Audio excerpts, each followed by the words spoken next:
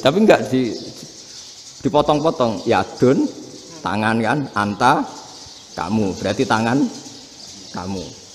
Saro-saro jalan-jalan. Roksun itu sirah, anak ingsun. Berarti di atas kepala saya. Orang Arab tertawa-tawa. Tapi paham. Maksudnya seperti itu. Jadi kita ini dibully di Arab itu Masya Allah. Jadi akhirnya lahirlah ulama-ulama tadi yang saya sebut tadi. Bahkan pernah lama sekali ulama Indonesia itu jadi master di Arab Saudi.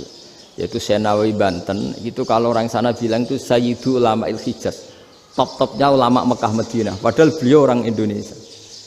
Dan dimakamkan di Ma'la itu dekat makamnya Sayyidah Khadijah. Karena sangat dihormati. Nah, di antara sebab dihormati adalah ketika orang memahami syahid, maknanya pokoknya maktulal kafir. Syahid itu adalah orang yang kalau perang itu mati di medan perang. Itu Imam Nawawi merinci secara detail. Kalau dia perang supaya tujuannya mati syahid cepat ke surga, berarti dia nuruti hadzun nafsi, ingin cepat ke surga. Tapi dia lupa bahwa dia dengan terbunuh pasukan Islam berkurang kekuatannya. Maka syarat perang yang benar adalah ya ingin menang. Di mana-mana perang ya lillahi kalimatillah, supaya kalimat itu menang, jangan ingin kalah. Soal dia mati takdir, tapi jangan ingin mati. Wah, itu terus dikagumi. Ternyata memang oh iya ya, kalau pasukan Islam 10 kafir 10 kita ingin syahid, berarti ya kalau orang ingin syahid kan terus mungkin perangnya ada hati-hati, main ngawur saja terus kalah mati. Sudah apa kalong satu kan, terkurangi satu kan. Nah kalau semuanya 10 punya niat gitu, nah itu Syekh Nawawi. Syekh Nawawi itu orang yang begitu gampang nerangkan Quran. Bahkan ketika orang Arab kesulitan ngartikan famathaluhu kamathalil kalbi intahmil alaihi yalhas au tatrukhu yalhas. Orang tomak itu ibarat kayak anjing. Anjing itu kamu kasih makan ya tetap melet, menjulur-julurkan lidahnya, kamu ndak ya ndak. Imam Nawawi ditanya, "Ma wajhusibi?" Lalu wajah tasbihnya di mana? Beliau menjawab, "Fit tomak." Jadi anjing punya dua sifat yang berlawanan. Di bab ilmu dipuji. Enggak ada hewan yang mudah menerima ilmu kayak apa? Anjing. Sehingga Quran mengistilahkan wa ma 'allamtum minal jawarihi mukallibin. Hewan yang mudah diajari itu oleh Quran dibahasakan sudah menganjing. Karena anjing adalah hewan yang paling mudah apa? Diajarin. Itu diakui oleh Quran wa ma 'allamtum minal jawarihi mukallibin. Tapi dia punya sifat yang sangat buruk sekali, yaitu enggak pernah puas. Makanya ketika Bal'am bin Ba'ura, ada tokoh yang kedonyan ya, itu kalau diistilahkan Quran walakinnahu akhlada ilal ardi wattaba'a hawa famathaluhu kamathalil kalbi intahmil aliyal has atau tatrukhu yalhas. Jadi anjing punya dua sifat yang berlawanan. Di bab ilmu dipuji karena paling mudah diajarin. Itu saya pernah ke Malaysia, diceritain sama polisi Malaysia. Anjing itu saking cerdasnya itu bisa deteksi CD palsu sama CD bajakan, asli sama bajakan. Itu kan nggak kebayang. Kalau narkoba mungkin masih ada bau khusus ya, atau mesiu atau bom masih ada bau khusus. Ini enggak. Anjing itu dilatih ngecek CD yang asli sama yang palsu. Wah itu kebablas itu pinternya itu. Itu harganya itu 1 miliar lebih, paling mahal. Jadi mungkin bisa deteksi ini dosen betul apa abal-abal itu bisa. Itu kiai betul apa kiai pesanan itu mungkin bisa. Itu saya punya kitab namanya Al-Hayawanul Kubro. Itu cerita prestasi-prestasi hewan. Itu yang berkuras-kuras sampai berjilid-jilid. Itu ya cerita anjing. Tidak ada hewan sebaik anjing. Di bab itu ya, di bab sampai ya tadi ada anjing yang sangat loyal sama majikannya. Loyalnya Masya Allah, sopannya Masya Allah. Anjing itu mbok lama berbakti sama sampean, nggak mau tidur di ruang tidurnya sampean, dia tetap tidur di luar. Corong Jawa nggak ngelama. Suatu saat si raja ini minum, wisata minum. Pas mau minum diterjang sama anjingnya sampai tumpah. Kecewanya raja ini itu karena selama ini anjingnya sopan sekali. Sekedar ganggu di ruangannya nggak pernah, malah ini mau minum, minuman yang disukai diterjang anjingnya tumpah. Marah kan anjingnya di mana? Ternyata apa? Minuman itu anjing ini tahu kalau minuman itu beracun, diracuni oleh musuhnya. Itu saking hebatnya anjing sampai ketika ngawal rajanya itu tidak sekedar ada penjahat atau maling. Bahkan trik-trik kayak minumannya diracun oleh orang lain tuh anjingnya tahu. Sehingga pas mau diminum diterjang sampai terus supaya nggak keminum. Makanya Quran istilahkan anjing itu apa? Wa ma 'allamtum minal jawarihi mukallibin. Hewan piaraan yang kamu ajarin nanti sampai sepinter anjing. Makanya Ashabul Kahfi itu ketika ngajak anjing tadi, beliau tidur, anjing itu tidurnya bil wasit, wakal buhum basitun zira'aihi bil wasit. Jadi dia tidur dalam posisi siaga. Loh coba anjing itu nggak pernah sekolah, karena dia posisi menjaga tidurnya itu kayak siaga gini, bukan ngorok semadep ke atas terlentang itu enggak.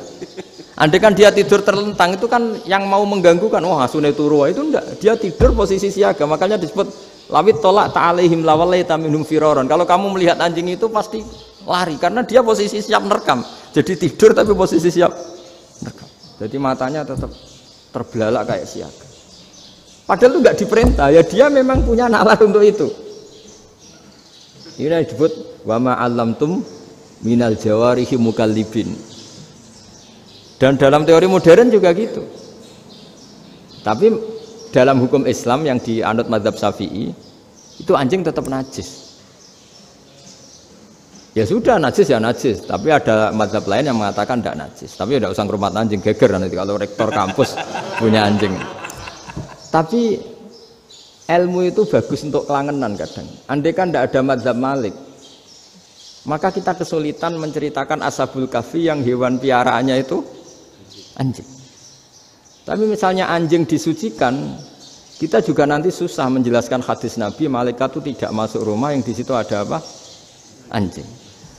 Maka ilmu itu, makanya kata Imam Sa'roni, sebagian ilmu itu memang kelangenan, tapi nggak boleh jadi praktek.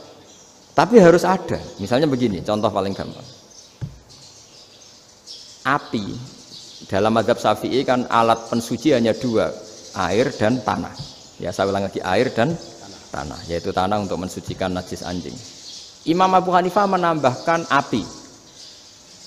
Mazhab Syafi'i itu agak kesulitan ketika ada batu bata dibikin dari tanah-tanah yang bercampur kotoran. Mazhab Syafi'i akan kesulitan karena di situ ada najis yang jadi materinya bata. Hukumnya gimana kalau nanti dipakai masjid? Tapi barokahnya ada beberapa mazhab. Abu Hanifah mengatakan dan api. Jadi apa tadi air, tanah, api. Alasannya masuk akal.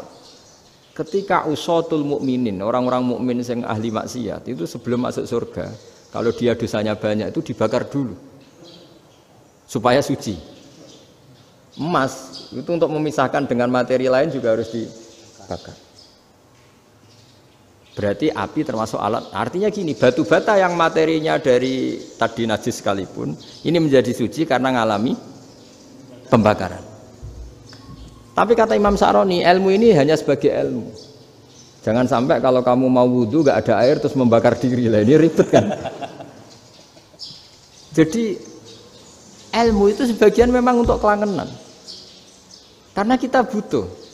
Andai kan tidak ada mazhab Abu Hanifah, maka kita akan kesulitan pakai bata. Yang kita tahu cara bikinnya kadang di tempat yang kotor, di tempat yang najis. Tapi karena ini ngalami dibakar, maka hukumnya suci menurut mazhab Abu Hanifah. Dan itu sering. Ulama itu sampai apa? Saya punya kitab fikih namanya Fardul Masail. Pengandaian ada masalah. Jadi masalah itu belum terjadi tapi diandaikan. Misalnya kayak di Texas. Bumi itu bulat bola. Texas itu kalau dibor itu pas Ka'bah. Lalu kiblatnya di mana? Bumi ini kan hanya rubuk-rubuk seperempat. Yang ada arah itu seperempat. Tapi kalau Ka'bah itu sama Texas atau Texas dengan Ka'bah itu lalu kiblatnya mana? Wong sudah bebas arah. Maka ilmu mengatakan maro'ahul muslimuna hasanan fawa indawa hasanun. Kamu jangan nuruti ilmu hakikat tapi nuruti mindset. Kalau mainstreamnya orang banyak seperti itu, mindsetnya orang sana misalnya Ka'bah sana ya ikut sana. Tapi ini tidak mewakili hakikat karena kalau yang 380 derajat itu kan terus ribet. Makanya ini kesulitan di bab-bab fikih. Ya saya ulang lagi, kesulitan di bab-bab fikih. Makanya fikih itu selalu bicara, misalnya gini, ada orang sholat. Saya ulang lagi. Setelah salam pertama dia kentut, itu sholatnya batal apa enggak? Itu lama berdebat. Yang dikatakan rukun sholat itu salam pertama. Sehingga orang kalau sudah salam pertama, maka sudah keluar dari sholat. Maka kalau kentut gak apa-apa, wong yang keluar dari sholat itu salam pertama. Tapi lalu pertanyaannya, kenapa Nabi salam 2 kali? Lalu yang kedua gunanya apa? Ribet kan, partai ini kalah pasti kalau ditanya gitu. Tapi kalau ditanya dibalik, sholat itu satu ibadah yang dimulai dengan takbir, yang diakhiri dengan salam. Berarti salam pertama itu pengakhir apa nunggu salam kedua? Pertama, di semua ulama bilang salam pertama.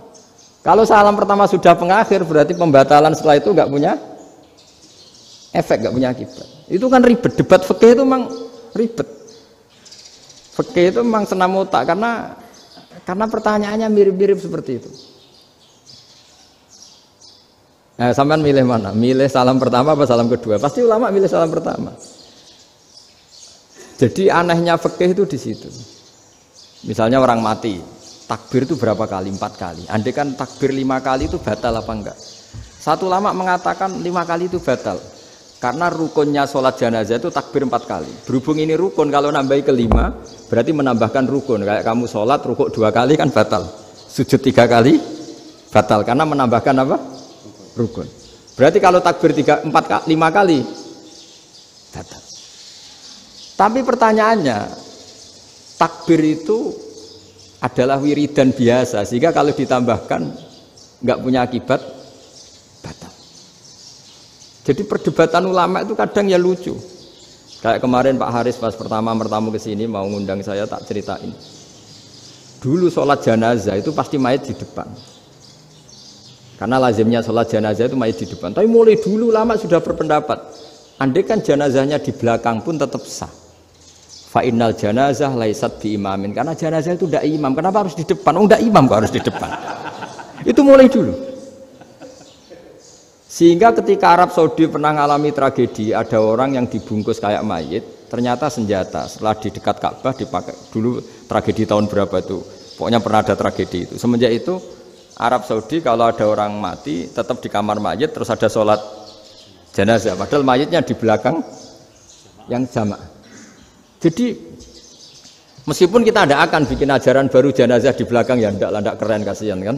Tetap biasanya di depan ya di depan. Tapi meskipun jenazah ini di depan, kita tetap berpendapat andai kan di belakang tetap sah, tapi nggak usah dipraktekkan. Nah, pentingnya ilmu ini begini. Saya misalnya di Rembang, boleh nggak nyolati ghaib jenazah yang di Surabaya? Boleh kan?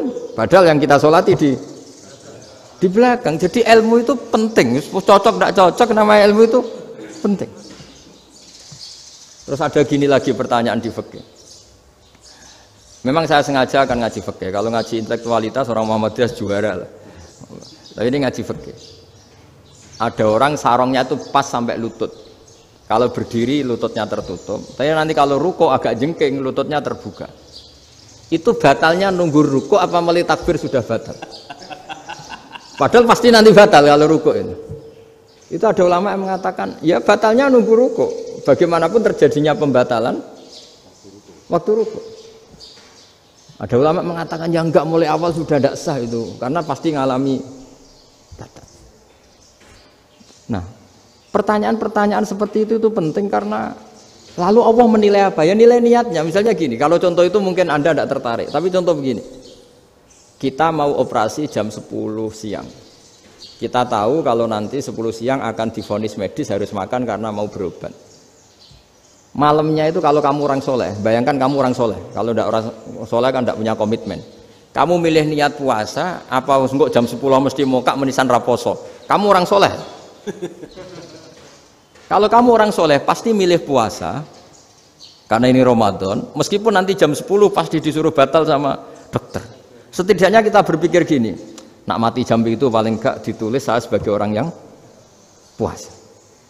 Jadi perasaannya orang soleh itu beda. Kalau orang kok sampean barang semenisan raposo kok ya mesti.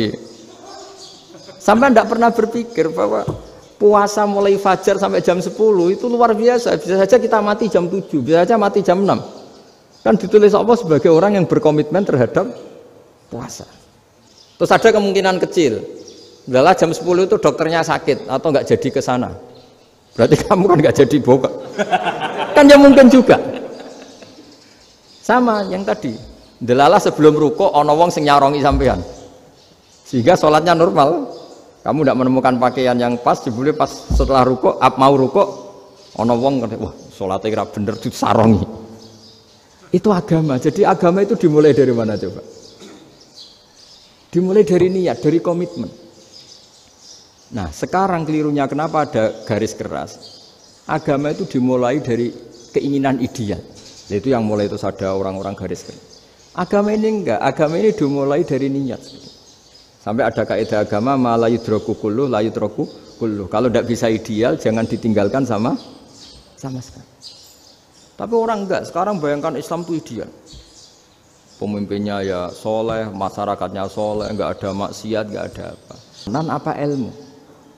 Kalau secara ilmu mulai dulu ya ada orang dolim, ada orang soleh. Nabi kurang baiknya. Di angkatan itu ya ada orang munafik. Sehingga ulama itu sudah berpendapat ideal itu piye? Zaman Nabi saja ada orang apa? Munafik. Itu ilmu.